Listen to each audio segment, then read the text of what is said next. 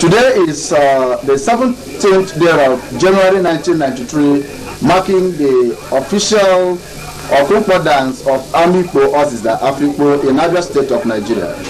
Sometime in 1942, in January, this group of communities that is made up of Ezi Ezeke, Ezi Ugwite, Ezi Ologu, Ezi Dume, and Ezi Here that make up the particular community that is organizing this ceremony converged, and that was under the inspiration of two vocalists, the lead vocal, Mr. Inyoko, who had popularly been known as Okumkpo, and that of the response vocal, Mr. Inyankama Senior. These are the persons that actually aggravate the interest of the people in terms of correcting error that has been committed in the community, that they feel that something should be done to put them in the rightful things.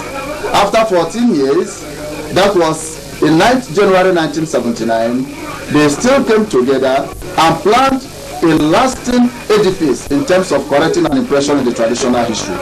In January 1966, it was yet another episode, and therefore, this day, the 17th day of January 1993, we are beginning to watch yet a modified statue in the cultural heritage of Afikpo called the Okumkpo Festival, where the Afikpo community in Oziza wants actually to deliberate on vital issues regarding the economic and social and political lives of the people that has been neglected. So today you are going to have series of drama, a lot of exhibitions, and the importance of exhibitions in Okumkpo drama is to correct some bad impressions individuals, group of persons may have been committing knowingly or unknowingly. That was why in January 1973, the Amori, a community in Oziza, also held this type of ceremony.